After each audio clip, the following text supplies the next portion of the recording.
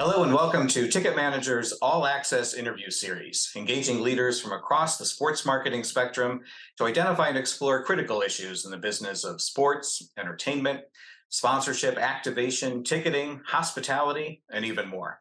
I'm your host, Jim Andrews. Joining me on this episode is Tony Schiller, co-founder of Paragon Marketing Group, an agency and consultancy whose roots go back more than 25 years now. Tony leads strategic consulting at Paragon. He's been instrumental in negotiating and bringing partnerships to life for clients such as United Airlines, Gatorade, PNC Bank, UC Health, Zenni, Dix. The list is quite long. Additionally, over the past dozen or so years, Tony's been involved in advising a lot of startups in our industry. He's a mentor to young professionals in our industry, and I couldn't be more excited to spend a few minutes talking to him today. Tony, welcome. Great to have you with us. Thanks, Jim. You're making me feel old, but I guess that's only because I've been around for 25 plus years in the industry. But you and I have known each other for a long time in all sincerity, and I've always enjoyed our dialogue. So I really appreciate the opportunity to connect. Yeah, likewise. Why don't we just start out, Tony, with just a brief update on Paragon today? Clients, key projects, new things you've got going on. Just give us a refresh. Honestly, that could take the entire session. We're in a really healthy phase of our business. As I was just sharing with you offline before we started, we just moved into a new office in the Loop in Chicago. Very exciting time to see our company evolve physically in a new environment. And as we're coming back from the pandemic, to see close to 100 plus people to be able to engage in person every day and share energy and share curiosity and share experience and share challenge. It's so healthy and important. We split our business really on two sides, consulting, working with big brands, as you mentioned, several of them, brands like Gatorade and UC Health and PNC and US Steel and Giant Eagle and Highmark Health and Zenni Optical. And I'm sure I'm forgetting a few, as I normally do. And the other side of our business is in content and producing live events. Our longest standing and most significant partner in the content space is ESPN. We're in partnership with ESPN and have been with them for 20 plus years, predominantly in the high school space. So if you watch any live high school broadcast on ESPN or any of the ESPN channels, any live high school football, basketball, baseball, lacrosse, softball, volleyball, with a few exceptions, that's Paragon. Right. And that side of our business has just exploded the last few years. It started in, I believe it was 2001 or 2002. We put LeBron on TV when he was in high school. And that literally was an astronomical success beyond what anyone forecasted. And that game took place at Cleveland State, and we were in the basement of Cleveland State University. And one of the executives from ESPN communicated kind of quietly and gingerly to my partner, Rashid Ghazi, can we do more of these? And we went from that one broadcast to we've done over 700 live, maybe it's 800 live broadcast at this point, both linear TV as well as streaming. It's a tremendous area of growth, and the interest and concentration on high school sports and high school athletes, it has just been seen massive growth the last few years, and it's been fun to be a part of that. I can imagine, and I do recall that all those years ago, and I was probably pretty skeptical at the time, but definitely been proven wrong in terms of the appetite for high school sports. So good for you. And and just back to your first point, it's kind of nice to talk to somebody who's in an office setting again, and not all of us being stuck at home 24/7 like we were. So the new digs look great down there. I'd like to talk about the consulting side of the business for just a couple of minutes, Tony, because it's something that I have some experience in. So obviously, in the interest of mine, and like you said, I mean that list of clients is really awesome. But what would you say today are the biggest challenges in consulting with brands, and maybe how do you meet and overcome some of those? Well, I wouldn't say there's one primary challenge. There's several primary challenges.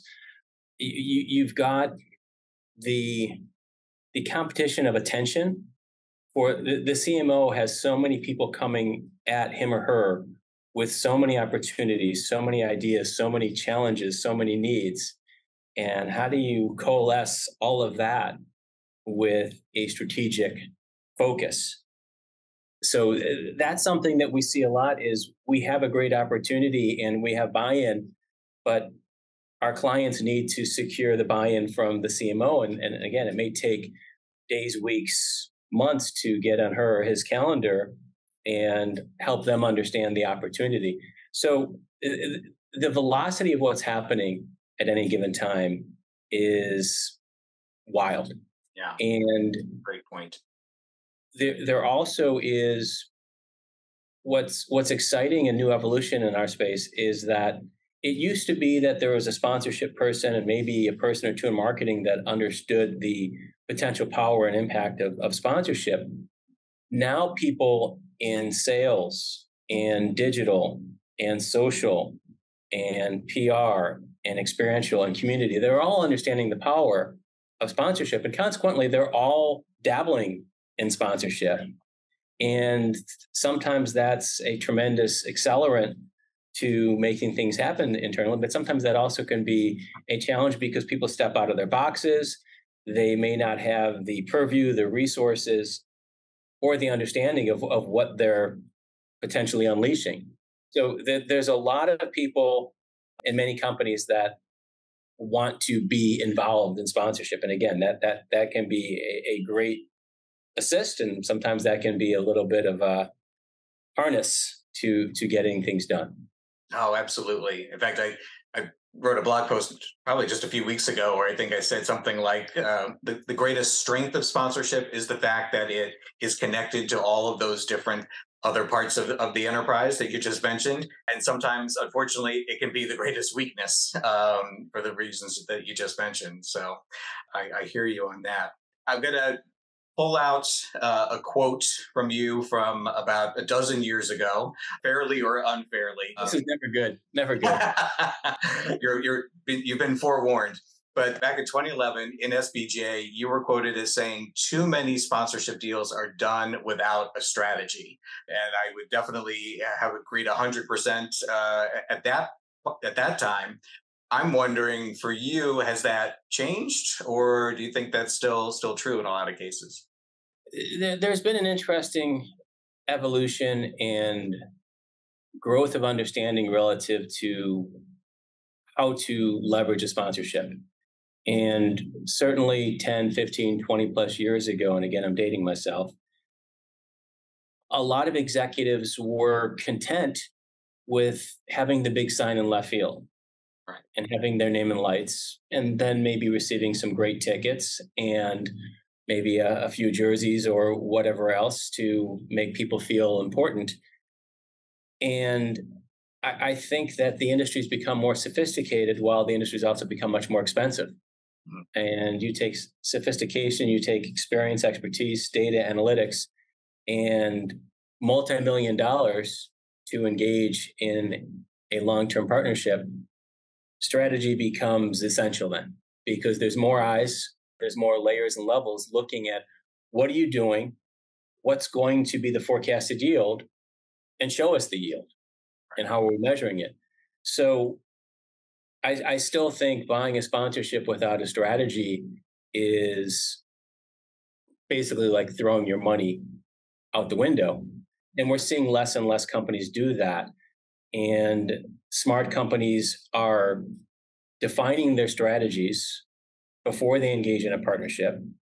They're engaging with the other business units that we talked about, whether it's sales or HR or community or marketing or digital, et cetera, engaging with them, understanding their objectives and helping them understand, here's how we can service your needs with a sponsorship, and then applying all that information as a platform moving forward to then go negotiate a partnership and buy the assets that are needed in service of those established objectives, rather than buying the assets the team or the property wants to sell. That is more likely to yield a successful partnership then engaging in negotiations, buying a sponsorship, even if you buy a quote unquote smart sponsorship, if you don't know what your strategy is going in, how can you be effective in buying the right assets at the right price? I want to digress and talk about something that you and I were talking about offline. And then if we have some time, we'll kind of come back to some sponsorship related questions. But I know from talking to you, a big topic of personal interest for you is leadership and all that that word encompasses in business, whether that's helping to advance people's careers, creating positive cultures, developing soft skills, and the sports business, like all businesses, has great leaders, terrible leaders, and a bunch of folks in between. My question for you is: do you think it's particularly challenging in our business, in the sports business, the entertainment business, to nurture people and allow them to be their authentic selves? Nurturing people and helping people evolve to be the best person they can be in that moment, that's really, really hard. We we're all challenged to do that as an individual, and to be able to understand your own vulnerabilities, your own emotional variables, and to arrive at a healthy place so you can be a healthy leader, that's really challenging. And then to take your teammates, your workforce, coming out of a pandemic. So as a society, there's more aggregated collective anxiety and more off balance energy and off balance people. So you're talking about a topic that I could spend hours on. So I hope I can go off on a tangent for a moment. Oh, absolutely, yeah. In my opinion, it's important to help people feel comfortable, Mhm. which means allowing vulnerabilities, acknowledging them, and most importantly, letting people know you don't have to be the smartest person in the room. You don't have to be the loudest voice in the room. You can screw up today and tomorrow and the next day, and we're going to nurture and teach and educate. And helping people feel comfortable and confident that they're in a safe environment where they can show their true selves, where they can ask questions, they can demonstrate vulnerability, they can demonstrate, I don't know this, where they can put out a wild idea or a challenge, or they can actually go to someone and say, you know what, I'm overwhelmed, or I've got something going on at home. The more, in my opinion, you can create a culture of understanding and collective support and true teamwork and camaraderie, excuse me, the more you're going to be able to bring out the best in people and in teams. And this is a demanding industry, like most are. Whether you're on the team side and it costs hundreds of millions of dollars to operate a team, so there is a challenge to bring in revenue, or whether you're a brand and you're shepherding spending tens of millions and you need to show the value in return for what you're investing, or you're on the agency side, on either side of the property or brand equation, and you're helping them be successful. And these cycles are quick, and you need to demonstrate value in a short amount of time. And to do that when you're not comfortable is not healthy and not sustainable. So it's my perspective that the more you can help people feel healthy and comfortable and confident and safe, the more you're going to see the best productivity, the best performance.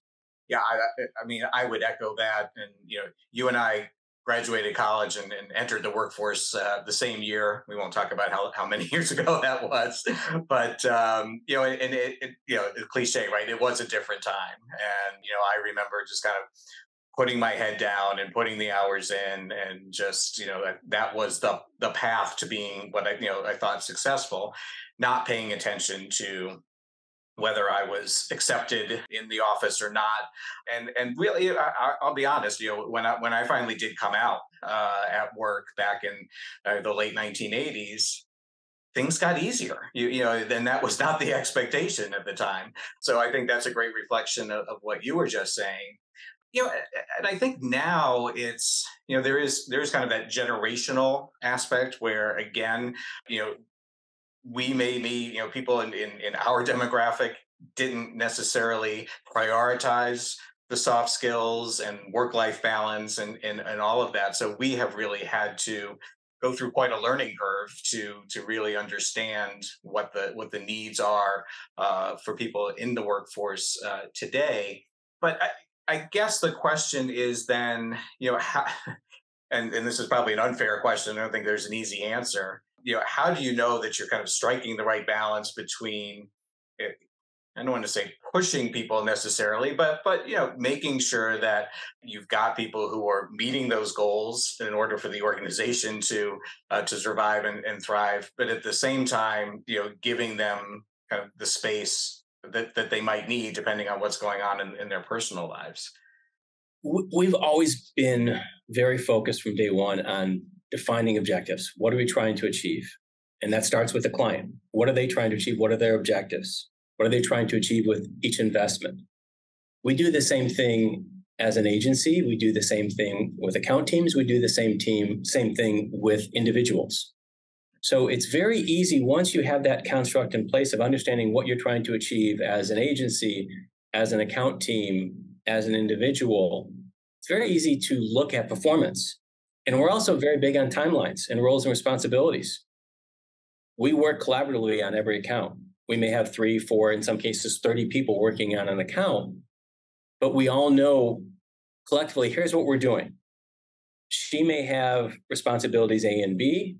He may have responsibilities C and D, et cetera. And we may know that she's going to deliver A by March 15th and B by June 15th. So all of that is crystal clear and open and communicated and defined. So we know as we're rolling up to March 15, if she is not making good progress on A, we're going to address that. And we're going to address that directly and candidly. And we need to understand, if you're challenged, is it because you don't understand the project? Is there a third party that's not carrying their weight and someone can help you nudge that relationship? Is the client not giving you the information or the data that you need to fulfill your responsibility? So we're rigid in performance, but we're very soft in culture, if that makes sense. No, it does. It really does. And as you say, I mean that the collaboration is so important and the communication is so important so that people are raising their hand if something looks like that March 15th deadline isn't going to be made. Okay, how do we adjust and make sure that it is made, Right. whether that's bringing somebody else in to help or whatever. Yeah, that's part of our culture. Is there's tremendous levels of accountability, and part of accountability can be, I'm overwhelmed, I don't understand, something's in the way. That's being a great team player.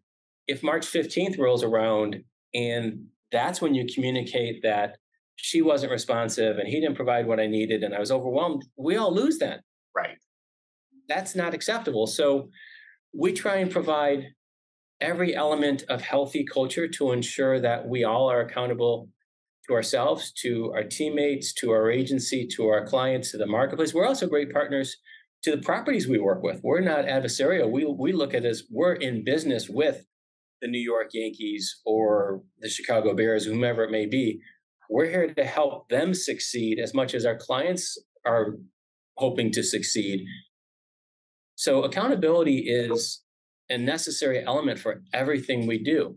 So there are some really challenging aspects of our culture, and then there are very developmental, soft, long-term healthy elements of our culture. Let me just pivot back and ask you, because again, with your experience and your kind of your position with working with brands as well as the events that you're producing, are there any particular trends or things that you're just keeping an eye on that you think are especially important right now for sports marketers? Well, something that I think is really exciting, and it's been going on for a few years, but I think we're seeing it impact industry more right now, is the development of personalities as brands. And I intentionally didn't say athletes because you're seeing it in music and entertainment as well, but celebrities as their own platforms is becoming more and more meaningful and more necessary as part of a portfolio, because you can reach certain audiences and do certain things with a celebrities brand that you couldn't necessarily do with just a traditional property team partnership.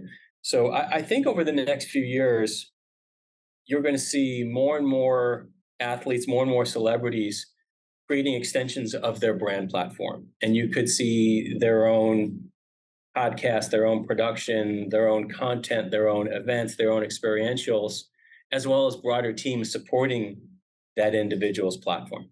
I think you're right, and something I've been looking at in that context too is now the kind of the personality intersecting with ownership. So, when we look at all of the, whether it's Hollywood stars or athletes after their playing careers getting involved in owning everything from European soccer clubs to pickleball teams, the potential there to again leverage the platform that they already have, their personal brands, and put that to work for the partners that might also be interested in the team or the league or an event that those people are involved in. Really kind of opens up a lot of opportunities that didn't exist before. Yeah, you're seeing individuals, some still playing like LeBron or The Rock or Shaq, that have unbelievably dynamic enterprises where they are not only invested but actively involved strategically and executionally in a myriad of brands. And the impact of someone like The Rock is such an accelerant to a brand's performance, and people are seeing that, and they want, and that's why you're seeing Tom Brady in pickleball and Tom Brady getting a piece of the Raiders. People are recognizing the power of these athletes and their platform and their resources. And I think that it's still very nascent. We're going to see so much more of that in the next decade plus. Overall, you mentioned before the role of the CMO and all of the things that they've got coming at them, and how marketing has become much more sophisticated, much more complicated, and all of the tools that are out there. Overall, would you say you're optimistic or pessimistic about sponsorships, partnerships, kind of remaining an important marketing tool and an important revenue stream for properties? It's the easiest question you posed. I'm very optimistic. The focus now is on relationships, experience, and engagement, and sustaining all of that. And while traditional media is an important component of that equation, traditional media isn't the driver. Sponsorship and the assets and the activation of those assets really are the driver of experience, of relationship, of engagement. And we're realizing as a marketing collective that we need to understand you, and that's why there's so many mechanisms for one-to-one relationships from brand to consumer. We need to understand where your affinities are.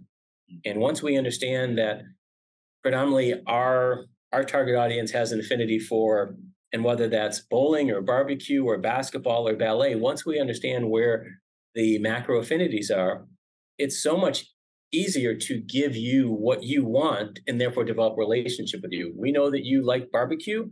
Well, we can give you barbecue content. We can take you to barbecue experiences, and we can have our brand name all over the barbecue festivals across the nation. And then when we know that that's an affinity you have, we can give you more exposure to content and experience and opportunities and access. So I think sponsorship is just going to become more and more part of the marketing mix. And it's becoming much more sophisticated relative to data and analytics, leading to the right properties, the right assets, and the right activation. As a sponsorship proponent, I'm glad to hear you say that. I can't let you go without asking something you just kind of hinted at when we talk about data and analytics, and we mentioned return on investment a little bit earlier. You and I, again, been doing this for a long time, seen lots of attempts to kind of figure out the best ways to measure performance of sponsorships and partnerships. Right now, would you give a passing grade to sponsors in terms of how good a job that they do on understanding how their partnerships are performing? I'm glad you put it that way. You said passing, which means pass fail as opposed to a grade. And I would give the industry, and when I say the industry, I mean properties, brands, agencies, and the measurement companies, the third party data analytics and measurement companies, a passing grade. All kidding aside, you and I have been doing this for a long time, and I've seen some measurement tools, methodologies, and results that just were not in any way associated with reality.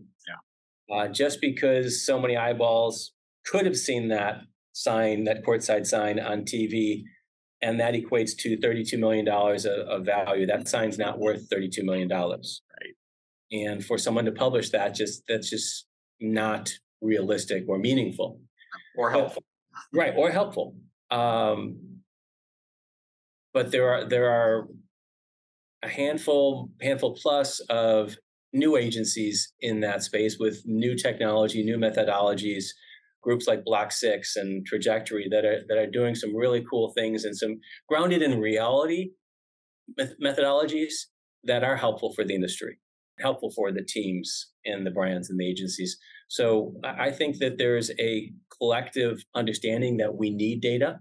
There's a collective understanding that we need more data, and there's a collective understanding that we need efficient, authentic data. Couldn't agree more, and continue this conversation for quite some time. But I know you've got a bunch of stuff on your plate, and so I'm going to say just thank you so much for spending a nice chunk of time with us today. I think the audience will get a lot out of this conversation, and I know you and I will continue it in various forms as we move on. So just thanks so much, Tony. Really appreciate it, and great to see you. My pleasure. Truly enjoyed it. Thanks, Jim. All right. And on behalf of everyone at Ticketmanager, I want to thank all of you for watching and listening, and to remind you to please join us again for the next episode in the All Access interview series.